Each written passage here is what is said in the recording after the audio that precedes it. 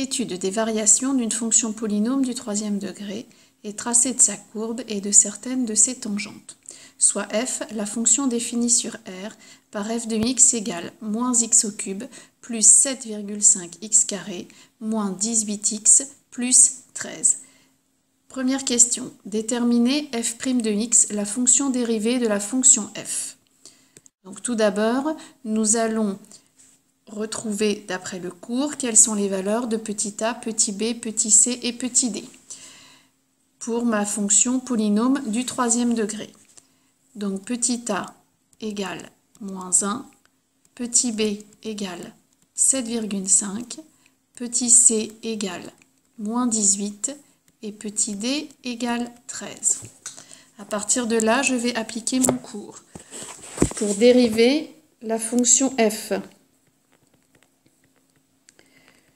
Mon cours m'indique que c'est 3ax carré, donc 3 fois moins 1 x au carré, plus 2bx, donc plus 2 fois 7,5 x, plus c, donc moins 18.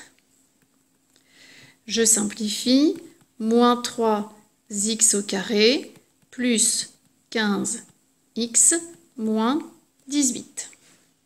Deuxième question. Étudier le signe de f' de x. Je reconnais qu'f' de x est une fonction polynôme du second degré, avec comme petit a, attention, ce n'est pas le même petit a que pour la fonction du troisième degré.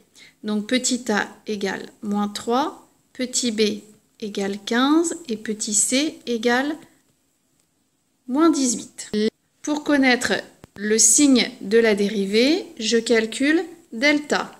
Delta égale b carré moins 4ac égale à 15 au carré moins 4 fois moins 3 fois moins 18.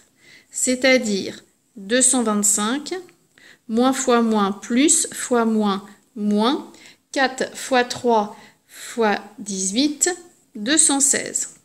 Ce qui me donne 9. Delta est strictement positif. J'en déduis donc qu'f' de x admet 2 racines.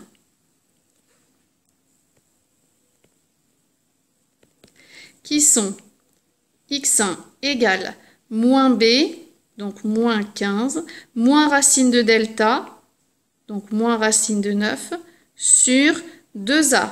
Donc 2 fois moins 3, c'est-à-dire moins 15, moins 3 sur moins 6, soit moins 15, moins 3, moins 18, divisé par moins 6, 3. Deuxième racine, x2 égale moins b plus racine de delta, donc plus racine de 9, sur 2a, donc 2 fois moins 3. Ce qui est donc égal à moins 15 plus 3 sur moins 6, c'est-à-dire moins 12 sur moins 6, donc 2. Les deux racines de f' de x sont 3 et 2. À partir de là, je vais pouvoir déterminer le signe de ma dérivée en regardant le signe du coefficient de x carré, c'est-à-dire le signe de petit a. Ici, petit a est négatif puisqu'il vaut moins 3. J'en déduis le tableau suivant. Donc ma dérivée f' de x, on a vu qu'elle s'annulait en 2 et en 3. Comme le coefficient de x carré est négatif, mon expression f' de x est donc négative à l'extérieur des racines. Donc moins, plus et moins. Troisième question, en déduire les variations de la fonction f. Je peux donc dire que ma fonction f sur l'intervalle moins l'infini 2 est décroissante, puis sur l'intervalle 2, 3, ma fonction est croissante, puis sur l'intervalle 3 plus l'infini, elle est décroissante. Je calcule maintenant les images de 2 et 3. f de 2 égale moins 2 au cube, plus 7,5 fois 2 au carré, moins 18 fois 2 plus 13. Après calcul, j'obtiens moins 1. Et je calcule aussi f de 3. f de 3 est donc égal à moins 3 au cube, plus 7,5 fois 3 au carré, moins 18 fois 3, plus 13, c'est-à-dire moins 0,5. Je n'oublie pas de l'indiquer dans mon tableau de variation.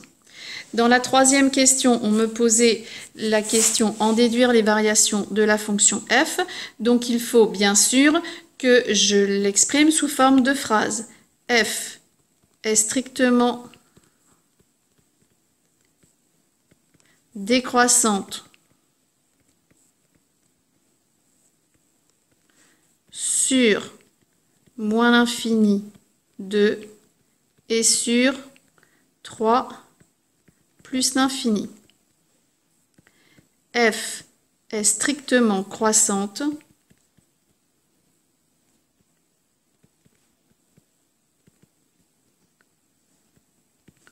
sur 2, 3. Quatrième question. Déterminer l'extrémum de la fonction f.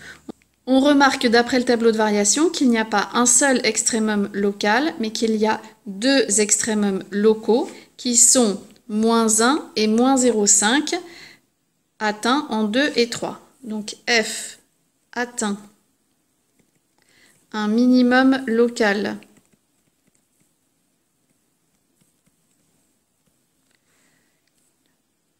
en 2 qui vaut moins 1 et un maximum local en 3 qui vaut moins 0,5.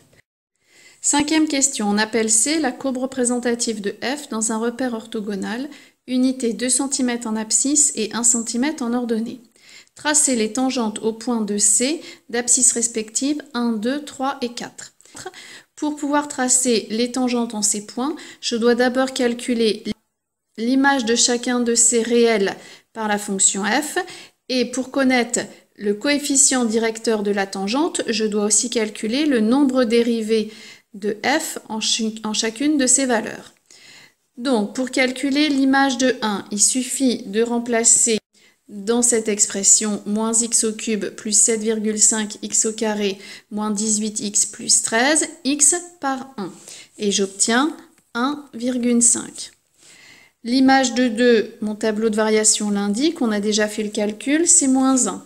L'image de 3, même chose, c'est moins 0,5. Et l'image de 4, dans cette même expression f de x, je remplace x par 4 et j'obtiens moins 3. Ensuite, je vais calculer le nombre dérivé de f en 1, 2, 3 et 4. Pour cela, je vais prendre l'expression de f' et vais remplacer, pour calculer f' de 1, je vais remplacer là-dedans x par 1. Et j'obtiens moins 6. Pour connaître f' de 2, je sais que c'est une des racines, j'ai fait le calcul tout à l'heure, c'est donc 0. Pour f' de 3, c'est aussi 0. Et pour f' de 4, j'obtiens moins 6. Pour tracer les tangentes, je place chacun des points et je vais appliquer la définition du coefficient directeur de la tangente. Donc ma courbe passe d'abord par le point d'abscisse 1 et d'ordonnée 1,5. Son coefficient directeur à cette tangente est de moins 6. Cela veut donc dire qu'à partir de ce point, je descends de 6 unités. Donc 1, 2, 3, 4, 5, 6. Et j'avance de 1 unité. Donc ma première tangente passe par ces deux points. Deuxième tangente. La droite passant par le point de coordonnées 2, moins 1, dont le coefficient directeur est 0, ce qui signifie donc que ma droite est parallèle à l'axe des abscisses. Troisième tangente, celle qui passe par le point de coordonnées 3, moins 0,5. Et cette tangente a elle aussi comme coefficient directeur 0. Donc elle aussi est parallèle à l'axe des abscisses.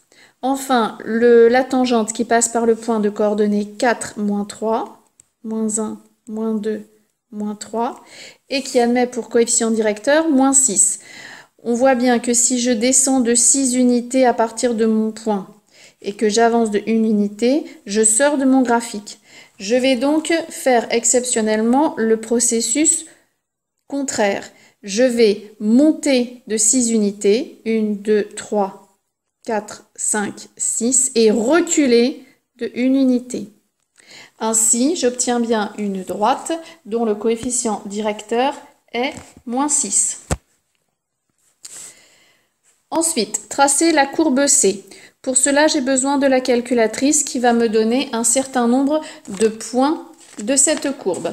Je sais déjà que ma courbe passe par le point de coordonnées 1, 1,5, 2, moins 1, 3, moins 0,5 et 4, moins 3.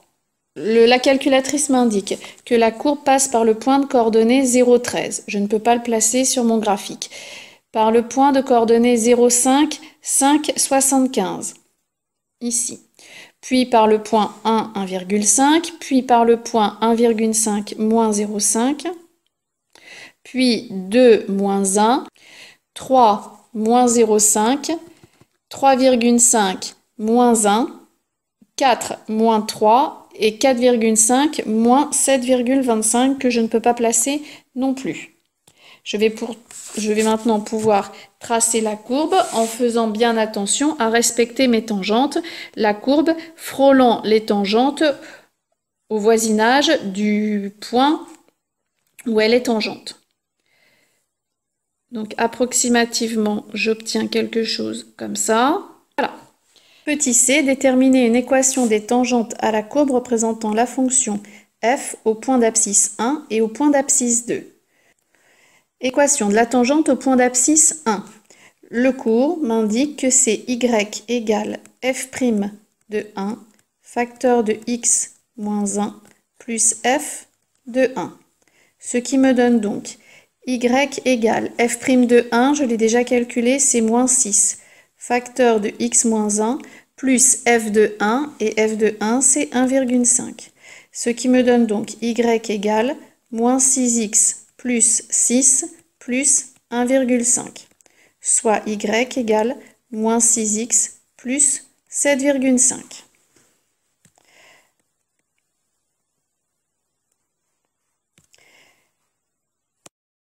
Même principe pour l'équation de la tangente au point d'abscisse 2. Y égale f' de 2, facteur de x moins 2, plus f de 2. Sauf que f' de 2 vaut 0. Je me retrouve donc juste avec y égale f de 2, c'est-à-dire y égale moins 1.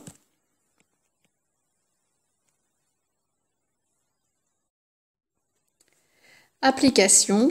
À vous d'étudier cette application pour vérifier que vous avez compris.